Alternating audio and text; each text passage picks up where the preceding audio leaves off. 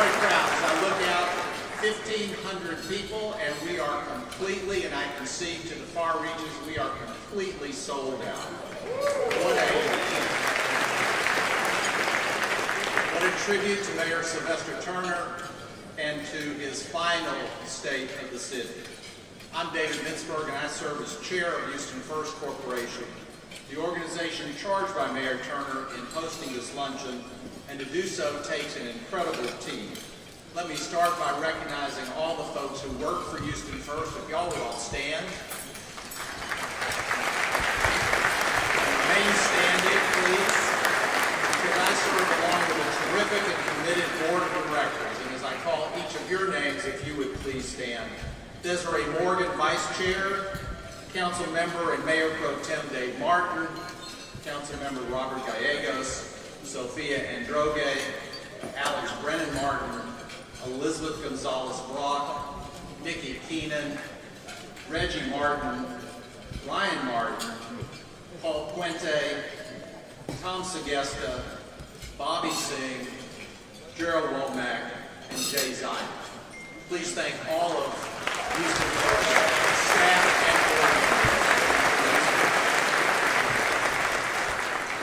And every event needs a chair, and today's event is no exception. Today's co-chairs are Cindy Clifford and Fraser Wilson. If they would please stand and be recognized. Please thank them for their phenomenal job. And I haven't forgotten our elected officials. However, that honor is reserved for Mayor Turner. However, I haven't seen her, but I'm assured she's here. And I'm not above pandering, especially when it comes to one of my children.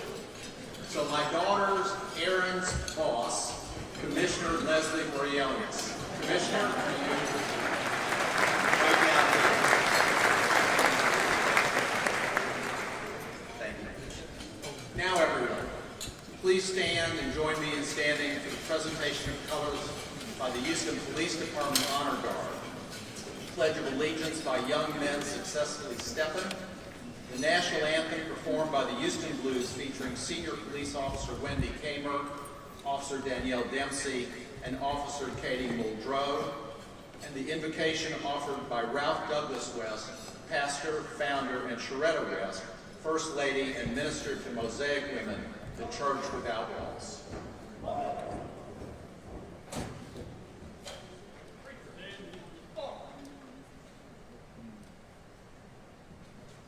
May everyone please join us for the Pledge of Allegiance.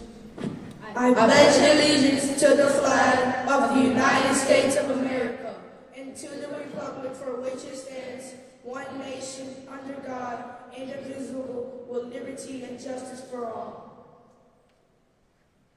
Oh, see, can you see by the dawn's early light what so proudly we hailed at the twilight's last gleaming, whose broad stripes and bright stars through the perilous fight o'er the ramparts we watched were so gallantly streaming, and the rockets' red glare, the bombs bursting in air, gave proof through the night that our flag was still there.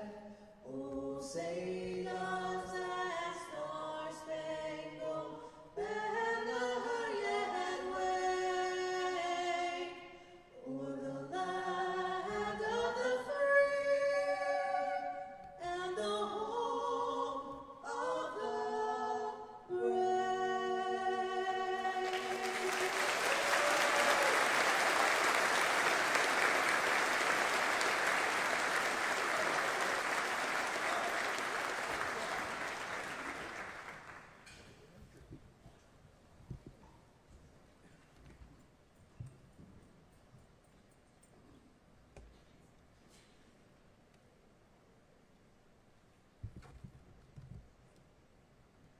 You're going to be standing a while.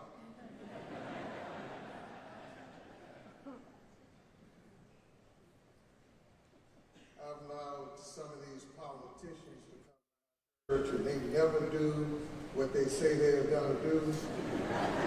So I'm going to act like them today.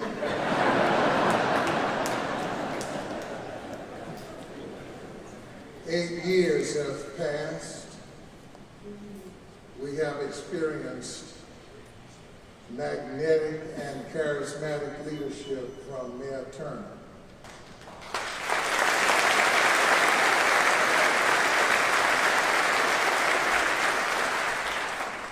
On election night, one of the journalists approached me and asked, "It's reported that Sylvester Turner is a man of faith," he said. And she asked me, "How does he practice his faith?" So you're asking me to make an objective statement about something that's very subjective and personal. I said, "But I'll give you a slip to a window of his faith. That I know personally, no decision does he make that he does not walk down the hall and come back to his office, physically get on his knees, open his Bible, pray." And then I said to her, somewhere he has borrowed what African religions teach us. He is notoriously religious. That faith for him is not on Sunday, it's every day. And with those words, I want to pray a prayer that has sustained people, communities, and nations for the last thousands of years. You can actually look at me while I pray this prayer. It's found in Psalm 46. And this is the prayer that Korah prayed. God is our refuge and our strength and ever-present help in trouble. Therefore we will not fear, though the earth give way and the mountains fall into the heart of the sea. Though the waters roar and foam and the mountains quake with their surging, there's a river whose streams make glad the city of God, the holy place of the Most High is where he dwells. God is within her. She will not fail. God will help her at the break of day. Nations are in an uproar. Kingdoms fall. He lifts his voice. The earth melts. The Lord Almighty is with us. The God of Jacob is our fortress. Come and see what the Lord has done. The desolations he's brought on the earth. He makes wars cease to the ends of the earth. He breaks the bow and shatters the spear. He burns the shield with fire.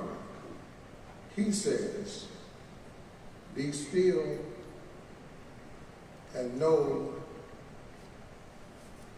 that I am God. I will be exalted among the nations. I will be exalted in the earth. The Lord Almighty is with us. The God of Jacob is our fortress." Amen.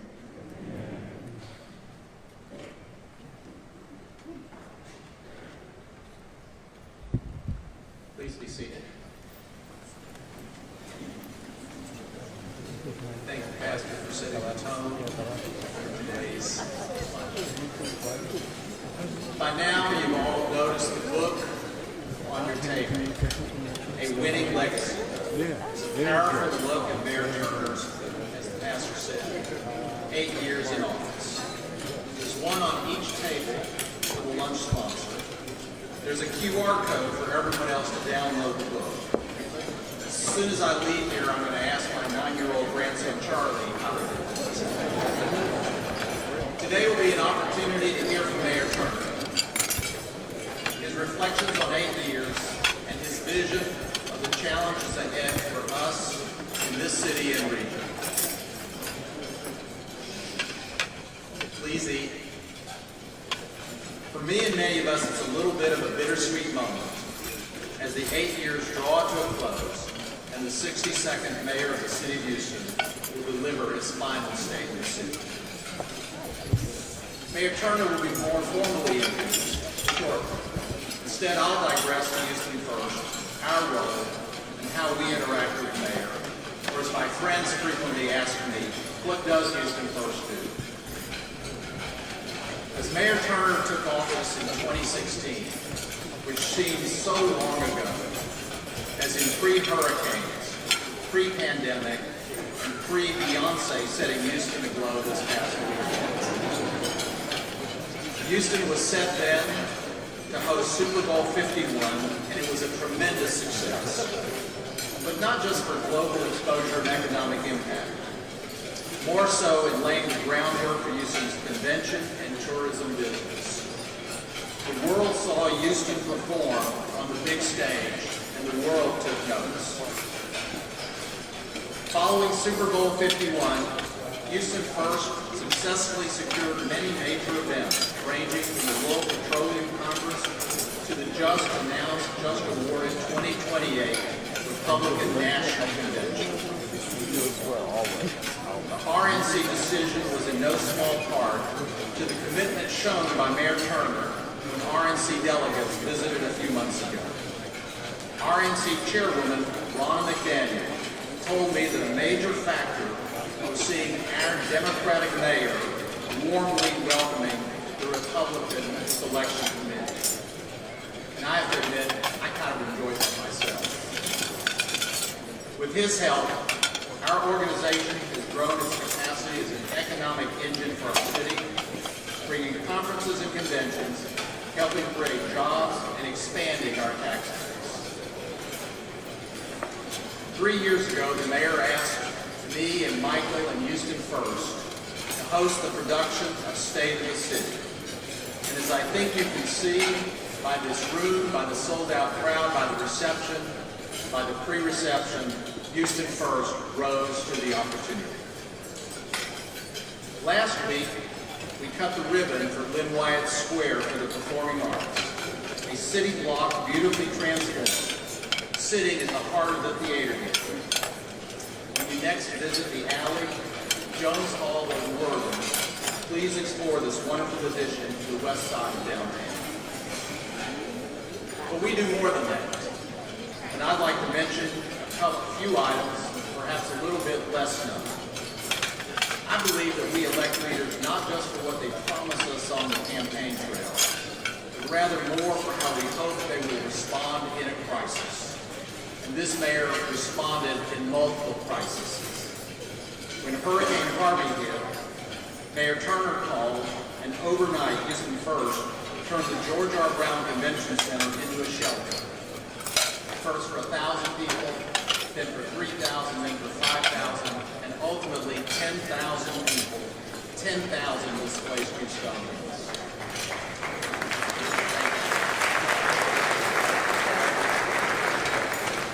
When Winter Storm Uri froze us, Mayor Turner called, and we created a warming center for those in need.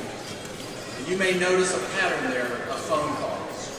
The mayor has been known to call early and often throughout his term.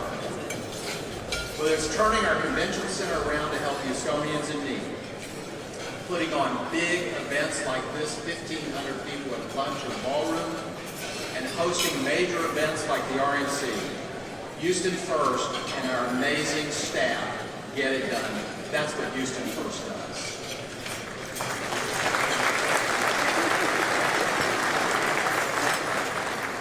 It's my pleasure now to introduce the Houston First President and CEO, appointed a little over 3 years ago, early pandemic, who has successfully led our organization through, as we call it, through to the other side. Please join me in welcoming our CEO, Michael Hacker.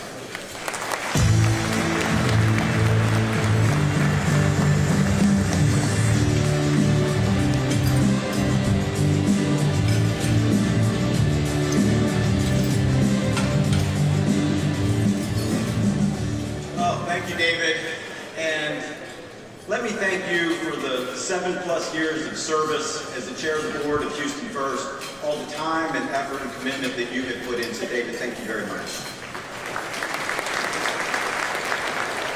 Good afternoon, everyone. It's so terrific to see you all and see you all here on such a special day. Not only is it Mayor Turner's final State of the City address, but some of you may know today is also his birthday.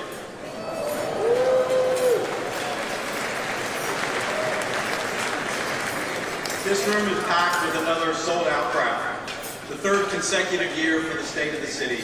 In fact, over the past 3 years, nearly 5,000 attendees have turned out to hear these addresses. And we at Houston First are proud to be able to have the privilege to produce this event.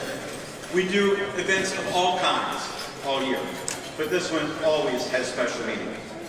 As our city's destination marketing organization, we work very closely with the mayor to sell, market, and promote Houston all over the world.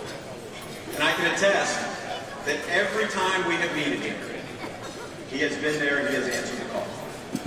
He has led on some of the biggest pitches. No matter how busy he has been, he has always made the time.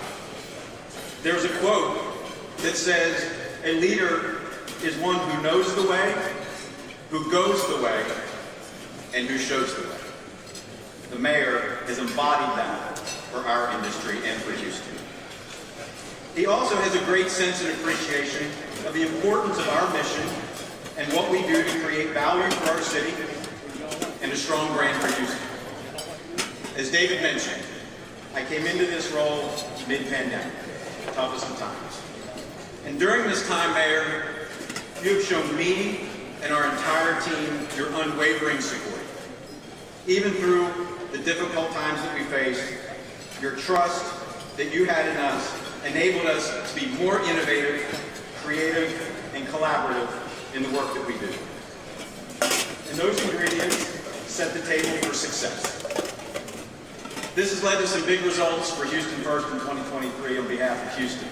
From opening a jewel of Lynn Wyatt Square for the Performing Arts in the Theater District, to winning the bid for the 2028 Republican National Convention, to this year seeing a record for the highest amount of hotel revenue to the Houston market ever.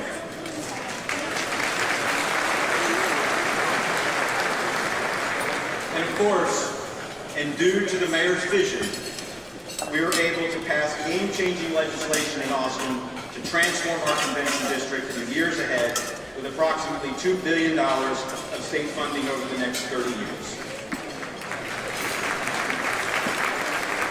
This would not have been possible without the hard work of bipartisan sponsors of Senate Bill 1057, Senator John Whitmire, and Representative Sam Parks. I appreciate them both for agreeing to take up the bill and doing the hard work to ultimately get it across the finish line. Let me add my gratitude to all of my colleagues at Houston First who inspire me each and every day. They are the ones who are executing and delivering on all of the huge objectives that we have in front of us. I'm constantly in awe of what they achieve for Houston. So please give a round of applause for all of my colleagues at Houston First.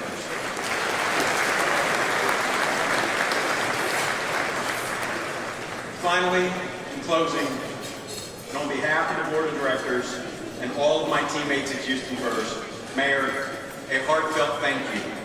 Thank you for all that you have done for us. We never could have asked more from your leadership, and we appreciate it so much.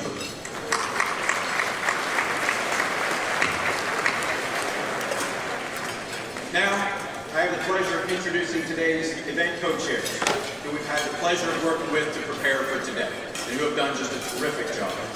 Please join me in welcoming to the stage Fraser Wilson of Shell and Cindy Clifford of the Clifford.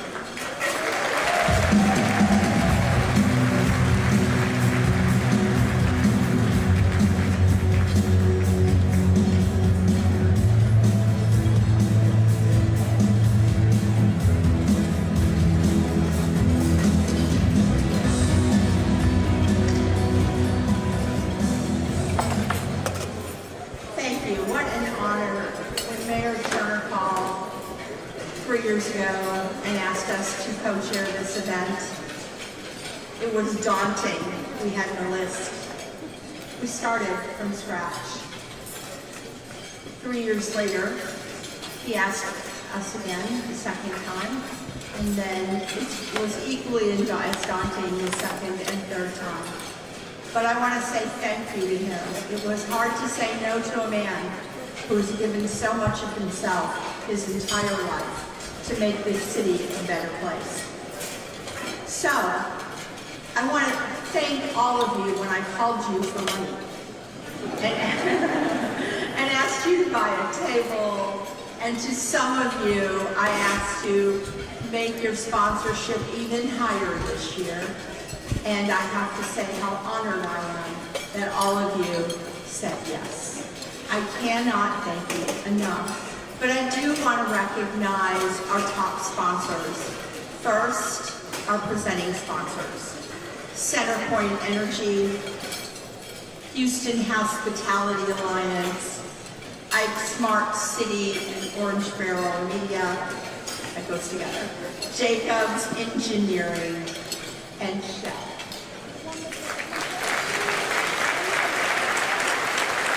For our platinum sponsors, we have American First National Bank, Carollo Engineering, Cigna. Citgo are all our friends at Comcast. Greenberg Drawing, Houston Police Officers Union, Keeping Us Well Every Day, Kelsey Siebold, Page, Port Houston, and all our friends who are bringing things through that port and getting it to us at Union Pacific. Please give them all a round of applause. As co-chair of this event, along with my friend Frazier, we're responsible for so much. Selling all the tables, organizing declarations, helping pick the entertainment, all of it. But it could not be possible without several people that I personally want to recognize. From Houston First, these three guys, if you're in a war, you want them in your foxhole. Todd Holloman, Paul Casso, and Steve Miller.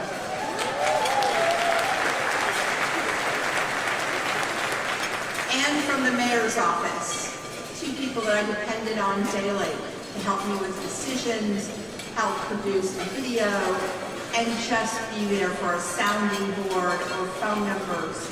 I can never thank Mary Benton and Walter Hambrick for all of their help. This is a labor of love. A love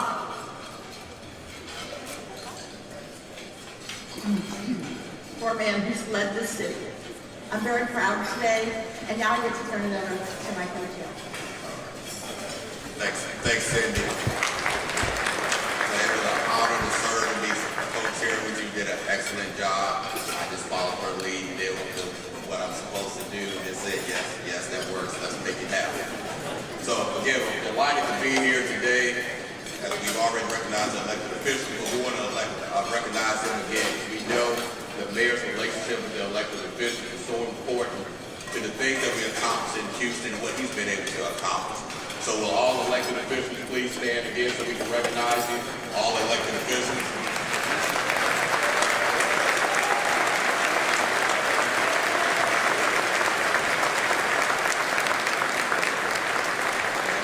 We know a lot of people continue to contribute throughout the year to make everything run smoothly in the city. So we also want to recognize all the appointed officials. All appointed officials, will you please stand and be recognized?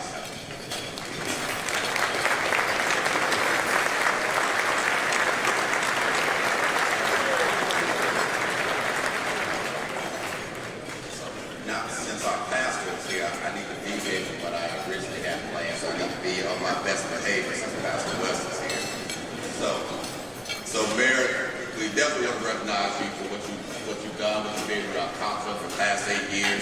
We realize through your leadership that God really has his hand on Houston. Through the storms that we've endured, through the tough times that we've experienced, through hurricanes, COVID, tough economics, and legislative challenges, you have led Houston with a steady hand, and you continue to be an advocate for Houston throughout this world. And because of you, we continue to make great strides in accomplishing the goals that this city has and what you envision for this city. Now, Pastor, I do listen to you during the sermon, so I'll throw in one for you. James 1 and 2, consider it pure joy, my brothers and sisters, whenever you face trials of many kinds, because you know that the testing of your faith provides perseverance. And we know that the mayor and the city has persevered a lot, but what's really important is this. God knew what we needed instead of what we wanted. We wanted the mayor several years ago when he ran, but that was not the time. We needed him for the times that we experienced through COVID, through a hurricane. Because of those relationships that he was able to develop, we were able to come through it shining because of what he continued to do, that early sacrifice and that commitment, preparing him for a time like now. He was prepared for this time, and we benefited because we received what we needed instead of what we wanted. So, Mayor, we appreciate all that you have done through your success. You continue to remain in the community. You always represent the 4-4 where you were raised, and you still stay there, so represent the 4-4 to the fullest. Your career has provided an opportunity for you to speak and walk with kings, presidents, and CEOs, yet you have maintained a common touch. So again, Mayor, you have been a mayor for all of Houston. We appreciate what you continue to do, from your 2 steps and your electric slide on stage, to you singing off-key, sing Beyonce as loud as you can. You continue to be the best mayor for this city, for this country. And make sure I put my glasses down. And you are our mayor. Forever we'll love you for what you do. So thank you again. Everyone enjoy your lunch.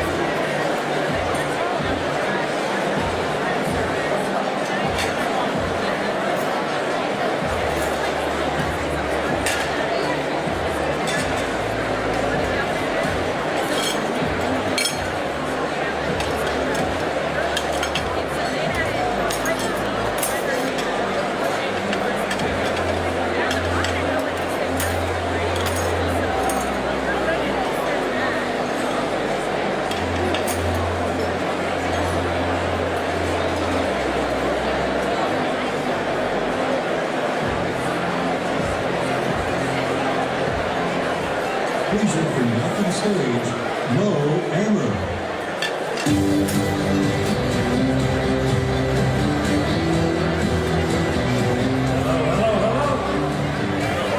We got a very special day here, ladies and gentlemen. We need your focus. Stop trading cards and making deals on the side. That's all. No? Or in public. It doesn't matter. We have a very special thing. Marquise, you want to come out here? Marquise and Cindy, I'd love for you guys to join me. First, I want to say, Mayor, you've been the greatest mayor we've had the last 8 years. It's been phenomenal, no, truly. And I didn't know that you shared a birthday with my nephew, and we wanted to wish you the absolute best and most amazing birthday. That cake really looks legit. Is it cake? No, it's really cake. We wanted to wish you a blessed birthday. Let's have Marquise here lead us, because I can't sing. I can't sing to save my life. Mayor, let's come down here. Happy birthday to you. Happy birthday to you. Everybody, happy birthday, Mayor Turner. Real loud. Happy birthday to you.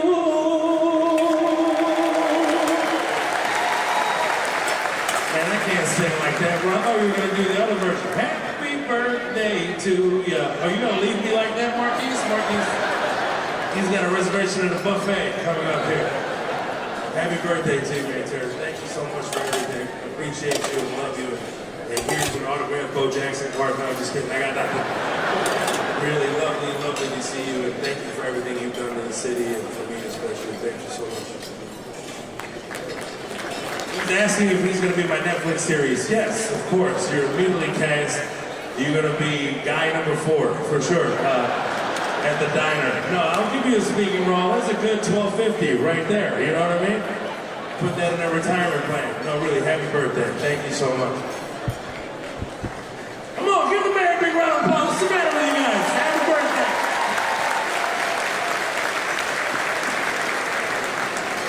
Thank you, Mom. Impact. When I think about Mayor Turner, I think about the impact he has made his entire life. Starting when he was a young man, growing up in Acres home of modest means. He was bused to climb for high school. He told me when he got off the bus and looked at the school and went, wow, just wow. But he didn't just say wow, he became the class president and the valedictorian. When I talked about him to friends, I said, that's all you need to know about him. What kid from Acres Homes grows up, goes to a mostly white school, and becomes not only the valedictorian, but the class president. His whole life has been like that. Went to the state legislature, made a wildly impressive impact all the way through, and then ran for mayor. He's an amazing man, an amazing man. I'm so honored to call him my friend, and I'm honored that he asked Fraser and I to join us and to be the co-chairs today. At this time, I want to also introduce Melinda Spalding. After the mayor speaks for a few minutes, Melinda will do a fireside chat with Mayor Turner. And it's always amazing, and we couldn't have thought of anybody better than Melinda to do it. Melinda serves as the Vice President of Public Affairs for Rice University. Many of you will know her, though, because of her long anchorship of the evening news in KRIB Channel 26. She won an amazing amount of awards for doing that, and then took her career to TSU where she also served as Vice President of Public Affairs, or I think it was called Advancement there. But wherever Melinda goes, she makes a difference. She's been through this administration with us and long before. So, she will come out afterward, and now please enjoy a very brief video about Mayor Turner.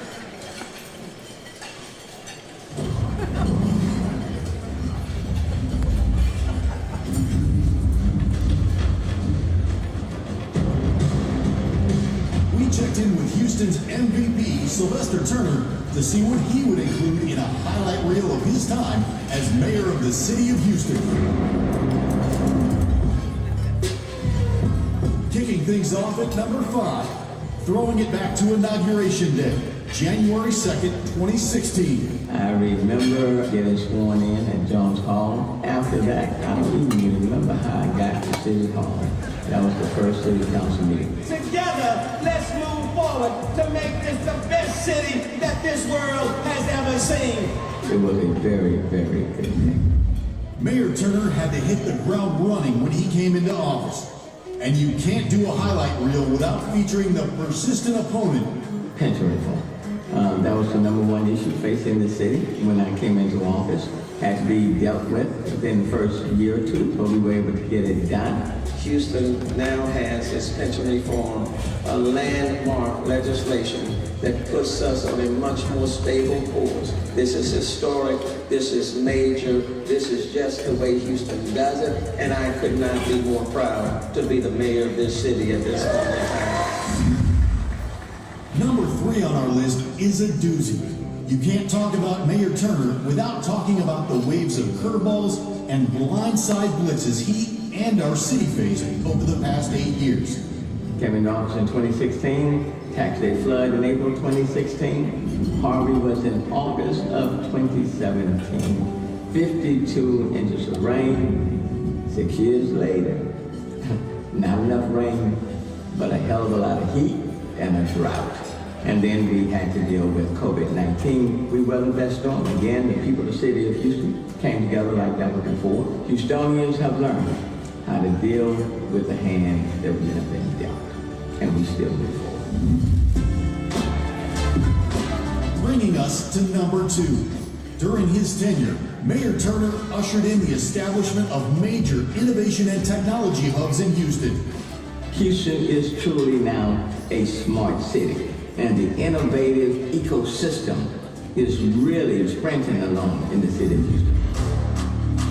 Before we cross the finish line, we have to toss in an honorable mention.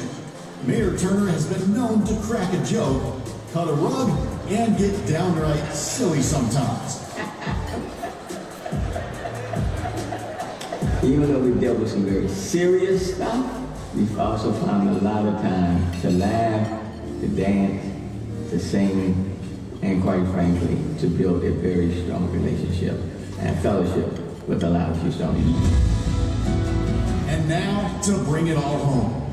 Number 1 is watching the fruit of his labor, his initiatives, improve and energize our city many times over.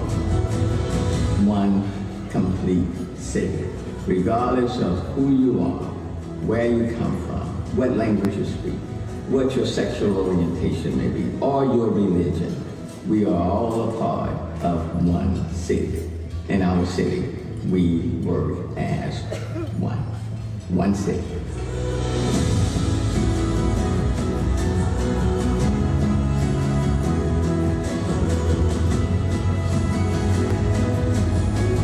Thank you for giving me this opportunity to serve you. Please welcome to the stage the Honorable Sylvester Turner, Mayor, City of Houston.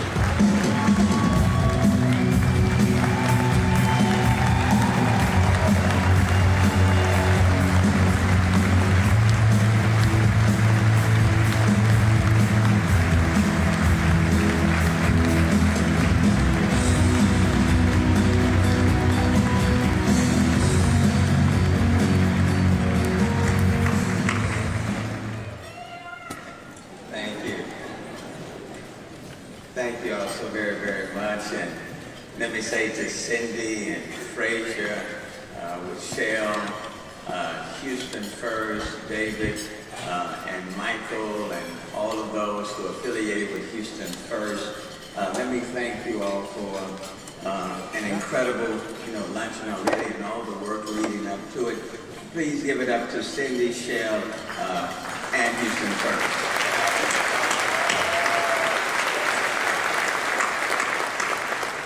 I want to thank my pastor and First Lady, Pastor Ralph D. West and Sharita West, for honoring me and for being here and for their support in the church over the last, really for me, 35 years at the church. And for them being here this morning, I know they drove in this morning from Waco, Baylor to be here. So please give it up to my pastor, Ralph D. West.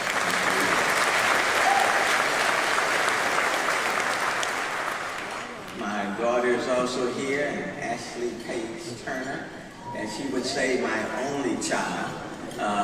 So I really appreciate her, love her dearly. This is going to be a few thank yous. Since they say my last. So let me thank my executive team and staff, Marlette, Andy, all of my directors, for being with me. Many have been with me for the entire 8 years. Most have been with me from 6 to 8 years. But whether you've been with me for 2 years or 8, I certainly want to thank my entire executive team. And I want to thank the people in this city, the 2.3 million Houstonians, for being very supportive, not just of me, but of this city. Over the last 8 years, without the people themselves, we would not be where we are. So regardless of your political persuasion, regardless of your orientation, however diverse you may be, your faith, regardless of where you live, this has been proven to be one great city. So to the people of the city of Houston, thank you for an incredible ride. Now to the 22,000 city employees. Let me tell you, I couldn't do it without 22,000 of them. And oftentimes, they get a lot of criticism. I tell people you can easily find some low-hanging fruit at the city of Houston. If you need to do a story, you can come to the city of Houston on any day, and you can find some low-hanging fruit. But 22,000 employees, through the storms, through COVID, through social civil unrest, through Winter Storm Uri, through extreme heat, these employees showed up and they really represented the city well. And today, in my final deal, I want to give some special recognition to some of them who represent those 22,000 employees. The people standing before you were nominated by their department directors for their exemplary work, but representative of all of the employees in their respective departments. And so today, if you will help me at the end, Nicole Brooks from Housing and Community Development, Yanette Calderon from the Office of Chief Resilience and Sustainability, Linda Callis from ARA Payroll, Ray Chavez, the Mayor's Office of Cultural Affairs, Michelle Duvall from the Mayor's Office of Communications, Gabriella Finney from HTV, Jamie Flores from the Municipal Courts, Alejandra Garcia, Planning and Development, Ophelia Gomez from the Houston Public Library, Vanessa Graham Morgan from the Mayor's Office, Kayleen Henderson from the Health Department, Scott Kenyon from the Mayor's Office of Special Events, Troy Lemon, City Secretary, Andy Mateo from the Mayor's Office of Government Affairs, Jessica McGowan from the Mayor's Office of Education, Levi McGuire from Finance, Tom Munoz from the Office of Emergency Management, Jessica Ingo from the Mayor's Office of Trade and International Affairs, Richard Nicholson from HITS, Colleen Petty from Legal, Chaplain Richard Thompson from the Houston Fire Department, Lester Powell from Solid Waste Management. Liliana Rombo from the Houston Airport System. Petro Salinas from the Houston Parks and Recreation Department. John Serrano from the Mayor's Office for People with Disabilities. Herbert Sims from the Department of Neighborhood. Roman Ballard from the Emergency Medical Services. Kevin Warren from Houston Police Department. Timothy Warren from the Office of Business Opportunity. Darius Washington from the Mayor's Office of Complete Communities. Vincent Wells from Houston Public Works. Courtney Wilkerson from the Houston Emergency Center. Roger Goldfong from GHD. Corey Warden from Human Resources. And Lisa Young from Fleet Management Department. Please give it up. If you will join me in applause, these outstanding city employees.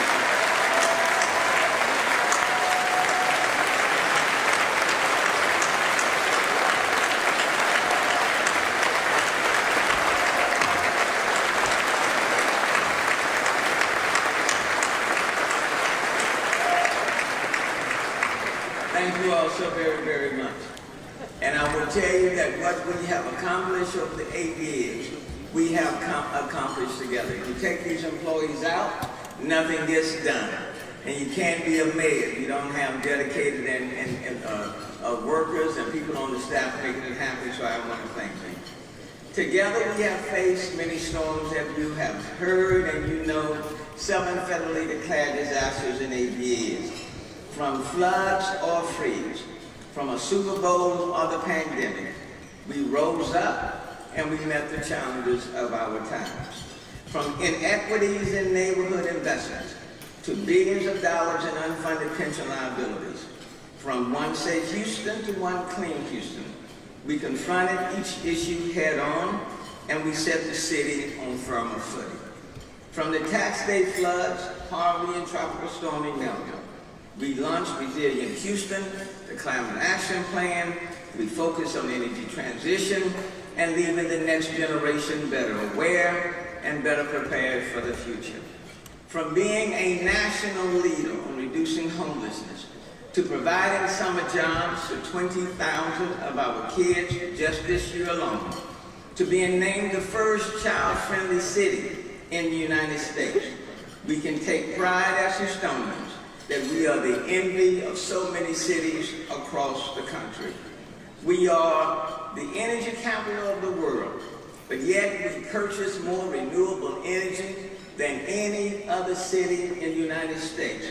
We beat out New York, LA, Philadelphia, you name it. We lead the country in renewables.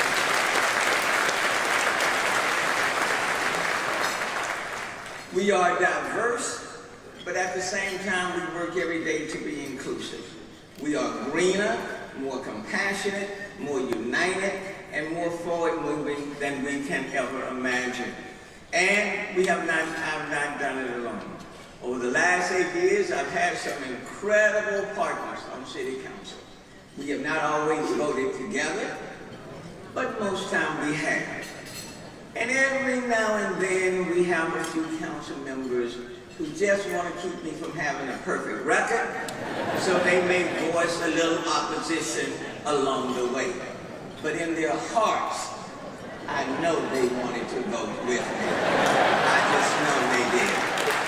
If you are a council member now, or you've been a council member the last 8 years, will all of the council members in this room please stand up? All of my council members.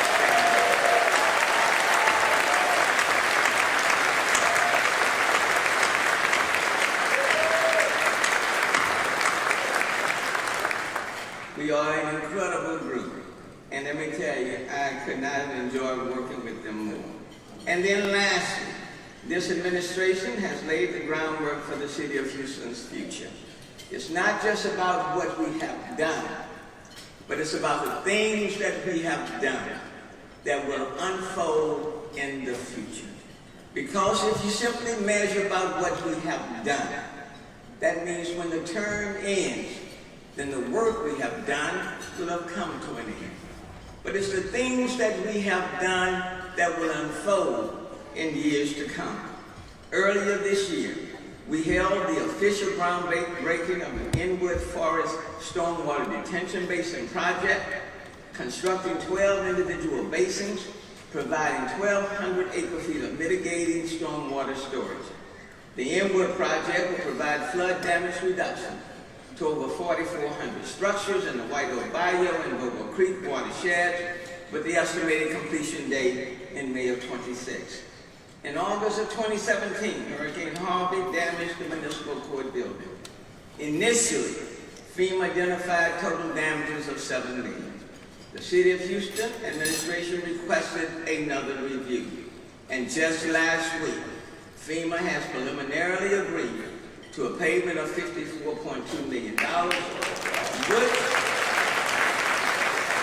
which when combined with what we have already set aside, will finance a totally new municipal court building. Yesterday, we cut the ribbon on the solid waste Northeast transfer station. It will be built in March of 2025. The North Canal Stormwater Project is currently in design. The Lake Livingston Flood Water Gate in Kingwood is currently in design. The I-45 expansion project is moving forward. The Sunnyside Solar Farm, which will be the largest urban solar farm in the country, will be operational in 2024. The $250 million Ismaili Center, the 7th in the world, will be completed next year. Metro is moving forward on 3 BRT corridors right now. Will be completed very soon. The University Corridor for Metro, the longest in the nation, is already in the President's budget of $150 million as a seed funding, with more to come. And even though I would have loved this high-speed bullet train to already been moving, at least we have the federal representative here today to acknowledge that it is still alive. Thanks to a bill passed during this year's Texas legislative session, Houston will get nearly $2 billion in the coming years to transform the convention center itself and the surrounding district, a project that will catalyze further development in that part of downtown. The renderings that you are seeing now are really just conceptual drawings of what this part of our city could look like in the years to come. Houston First will work with neighboring stakeholders, convention clients, and others to develop a detailed plan and a timeline for the project that will be phased and take several years to complete. But make no mistake, this transformative, once-in-a-generation project will not only create a new destination for locals and visitors, it will also work in tandem with the vision for the North Houston Highway Improvement Project, reconnecting downtown with the Edo and the 8th East Stand, and the billions of dollars of investment happening in that part of the city. The reimagined convention center and district will integrate with its surroundings on both sides of the new I-45 corridor, helping to re-stitch neighborhoods and facilitate growth for the next 50 years. I'm proud that we have been able to begin this important effort that will keep us competitive as a destination and, more importantly, leave a lasting impact for Houstonians. I see this as a keystone to other developments that are just beginning to take shape around the center of the city, from Buffalo Bayou Partnership's master plan for the downtown section of the Bayou and Midway 150-acre East River project to the emerging Island District in Midtown and the rapidly rising 37-acre TMC Helix Parks. These are all transformative projects that have the capacity to make our city better and to enrich the lives of Houstonians. This will be my final state of the city. But let me just be clear. I am not anxious to leave. And if I could run again, I would.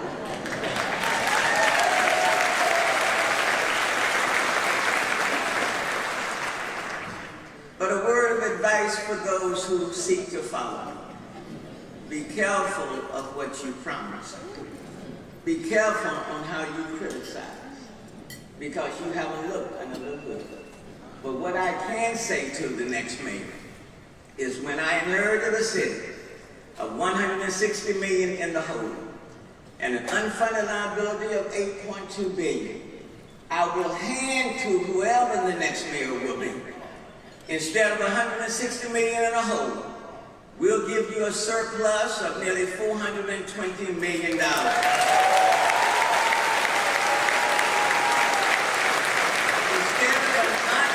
Instead of an unfunded liability of $8.2 billion, we'll give you a pension system where the unfunded liability is less than $2.2 billion.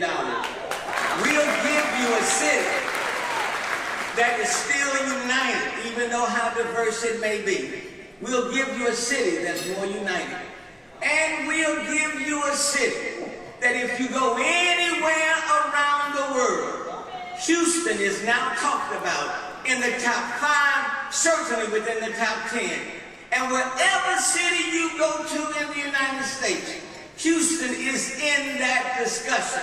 We're not at the back end, we're on the front end. And what I can say to you, Stonians, I have given you my best.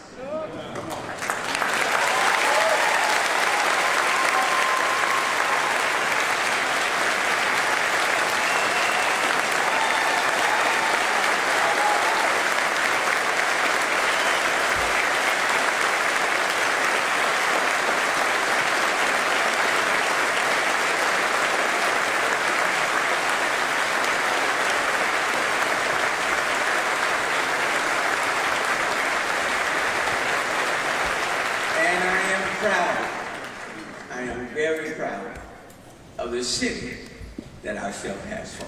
Thank you so very much.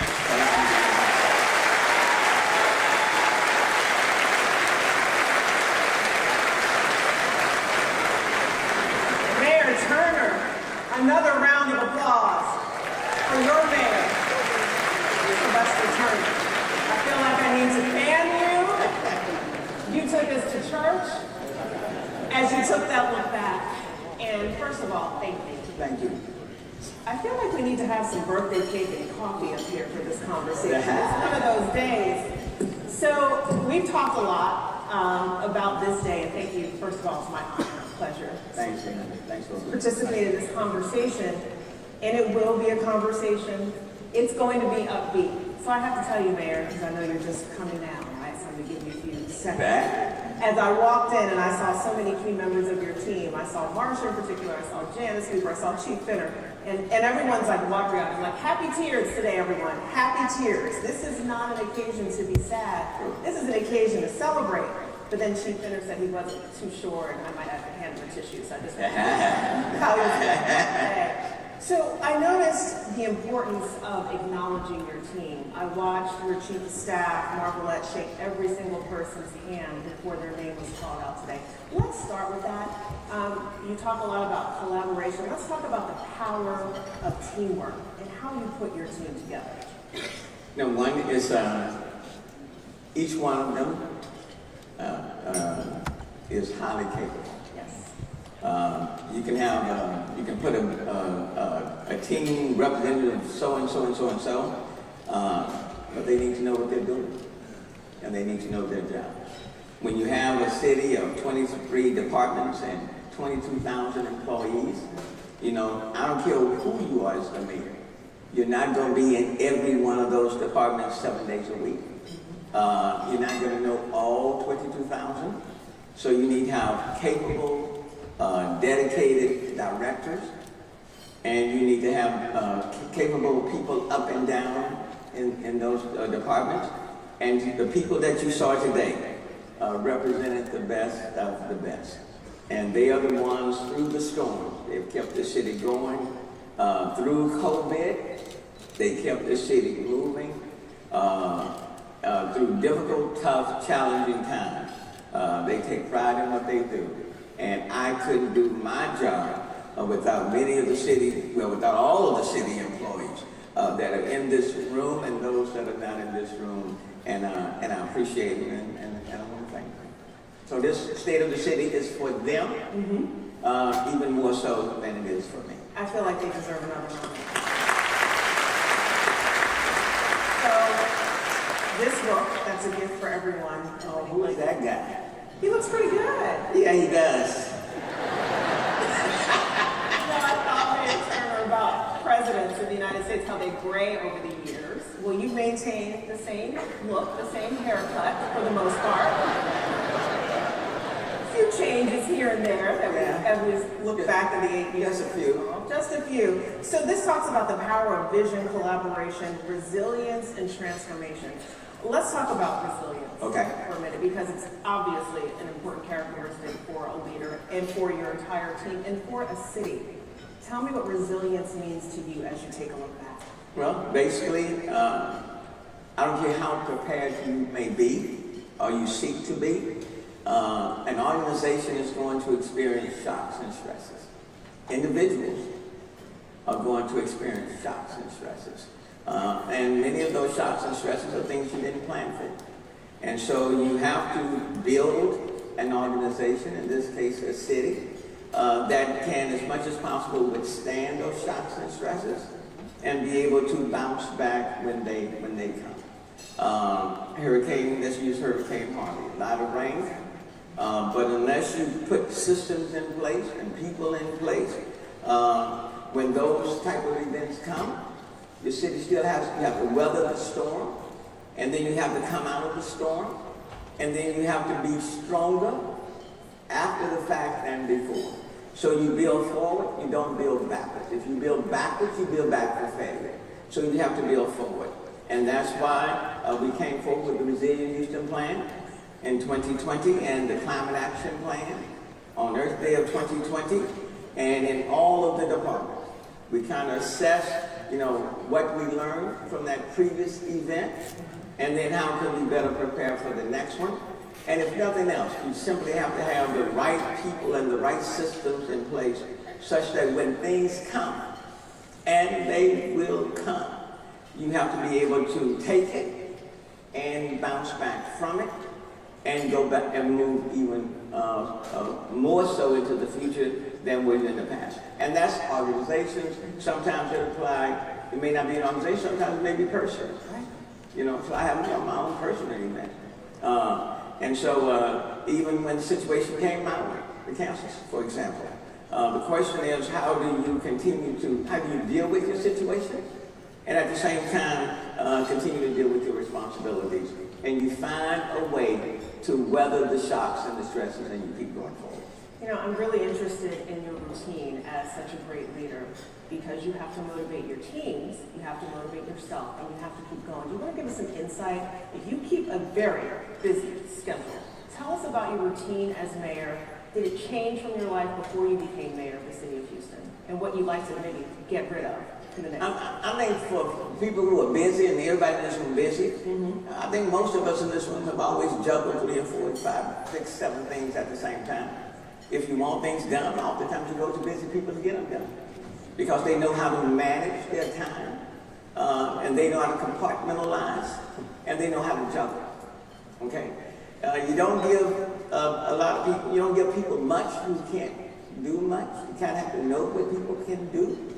So don't overload people that you know can't do it, because it won't get done, and then you get frustrated, and it will aggravate you. And so you don't want to do that. You don't get aggravated. No, I don't get aggravated. And my, city council members know I'm not an emotional person.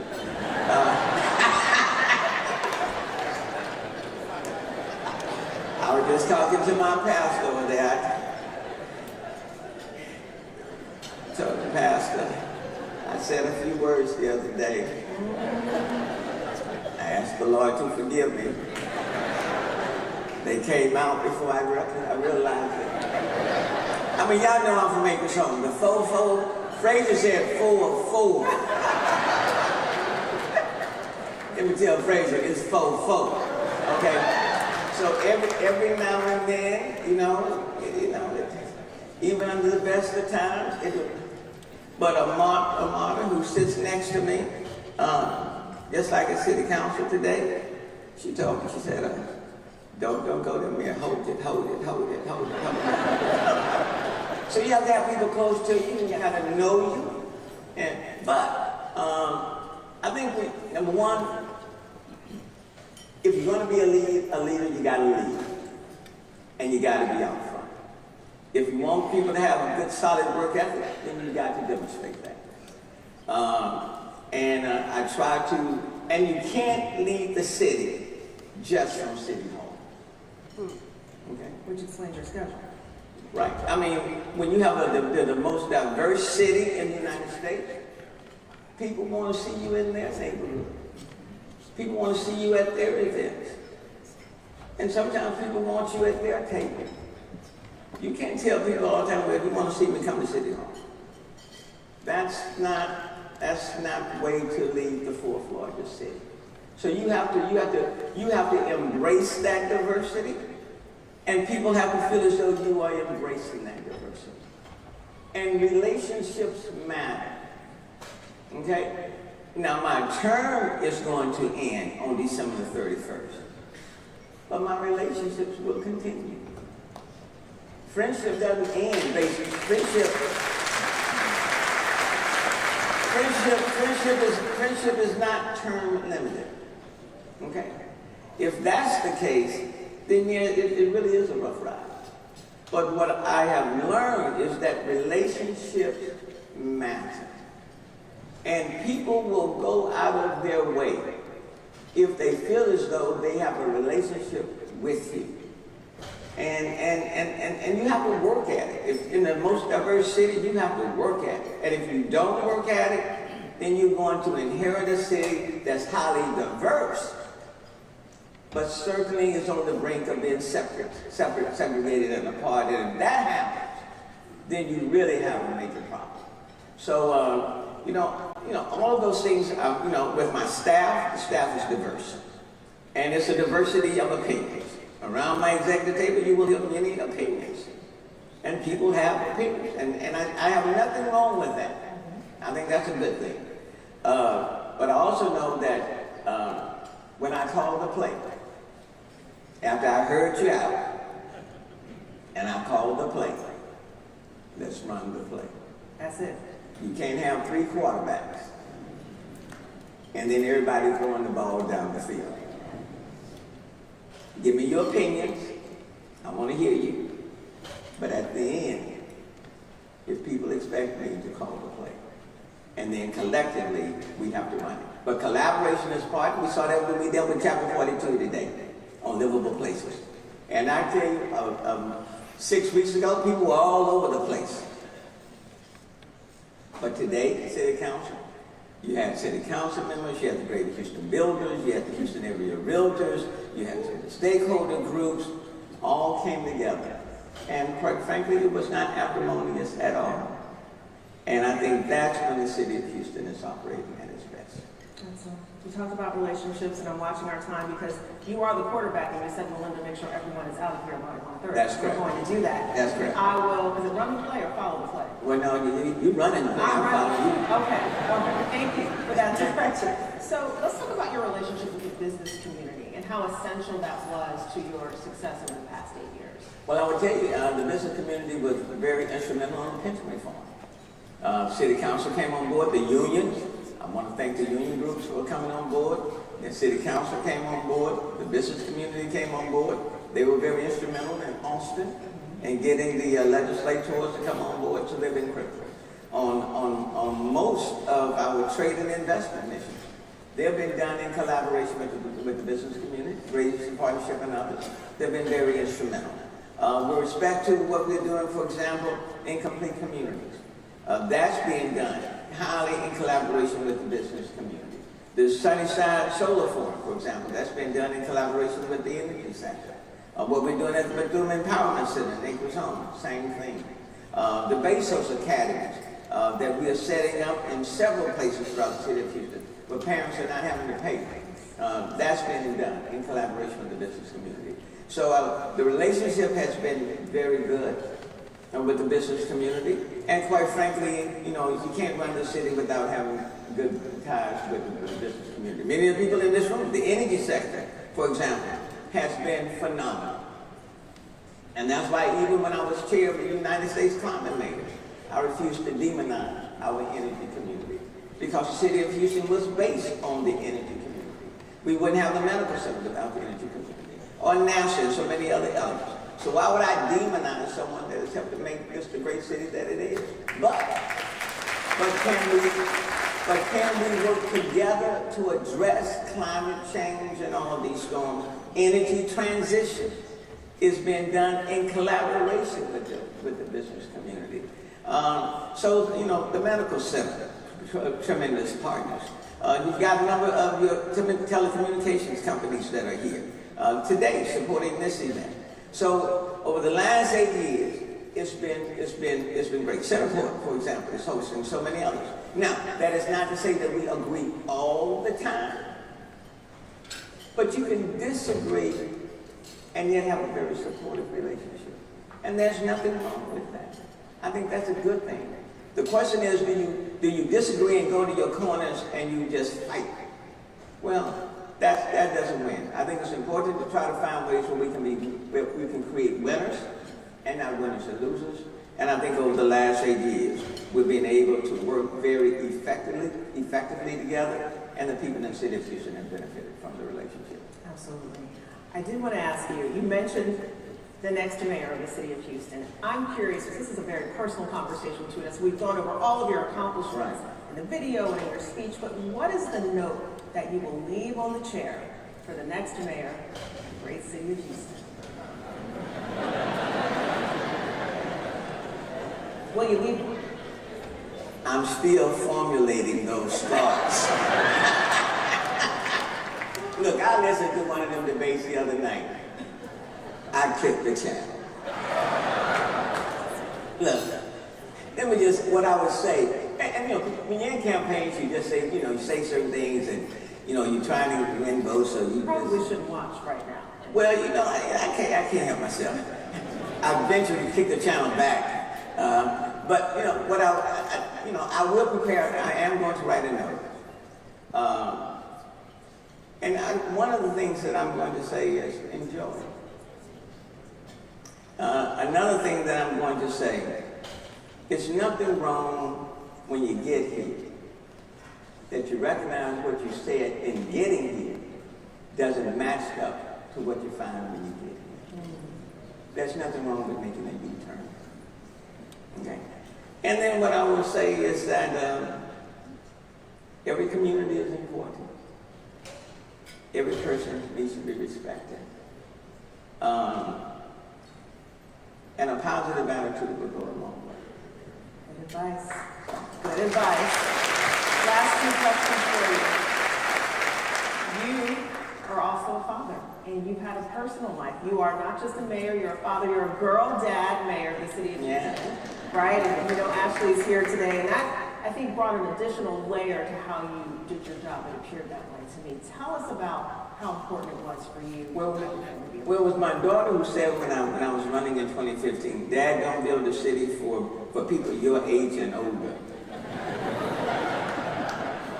And this year I didn't know how to take that. Because I was her daddy, so I just kind of smiled. And then she said, but build a city for people my age and younger. And I took that to heart. It is important that you build a city not for just today or yesterday. Yesterday is gone. And if you try to build a city on yesterday's model, you have already failed. And by the end of today will be gone. And so you have to be futuristic in your thinking. One of the things that I did, and I'm proud of it, the person over boards and commissions. I've had 3 chairpersons. Not one of them has been older than 40 years old. Not one. And what I said to my chairperson, I'm putting you in this position, you're boards and commissions. If you don't put people or bring people to me who are your age and younger, then that's your fault. Because I'm putting you in charge.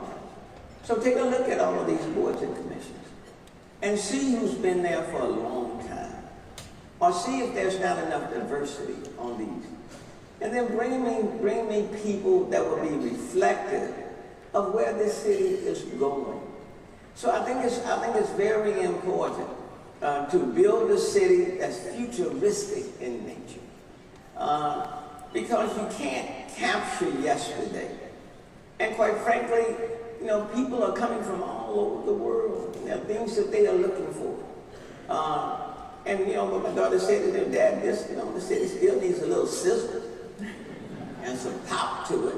Well, I agree with that, okay? So I think that's critically important, that you have to project this city into the future. And as this poet once said, children are messages that we send into the future, to a world we ourselves may never see. What sort of a message shall we send them? And it is very important that whatever we do, that we build the city for a tomorrow that is yet to come. And then I think we'll be prepared for what comes down the road. Well, speaking of what's yet to come, you know, I have to ask. Seems like you have a lot more work left to do, a lot more energy to use. What is next for you, Sylvester Turner? You know, the more I think about it, you know, I don't know why I should leave. I should just stick around.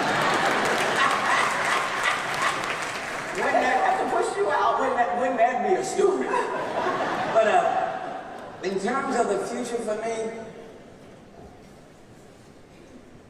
quite frankly, that is in God's hands. And I'm not trying to be, you know, oh, there you go, holier than that. You know, I'm not. What I'm saying is that I think sometimes if you try to plan things out ahead, you know, way down the road, sometimes you miss.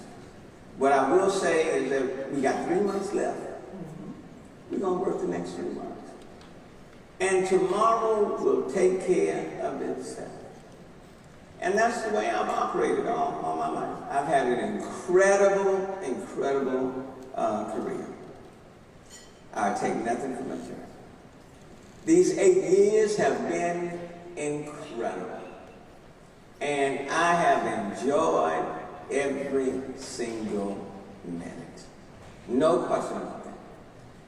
Quite frankly, over the next 3 months, I'm just going to take the time to soak it all in. And that's why I look over this audience. You know, after today, I'll never see in this setting again. So for the next 3 months, after dealing with 7 federally declared disasters, social and civil unrest, COVID that just won't go away, Winter Storm Uri, extreme heat drop conditions, I think over the next 3 months, I'm just going to take it all in. And whatever comes next, for me, will be just icing on the cake. That's the Mayor Sylvester Turner, happy birthday. Thank you. Congratulations. Thank you for allowing me to be your mayor. Thank you. Take it all in. Take it all in, Mayor Turner. Take it all in. Thank you all for joining today's luncheon. I follow the flag. Thank you for being our choreographer. Have a great afternoon.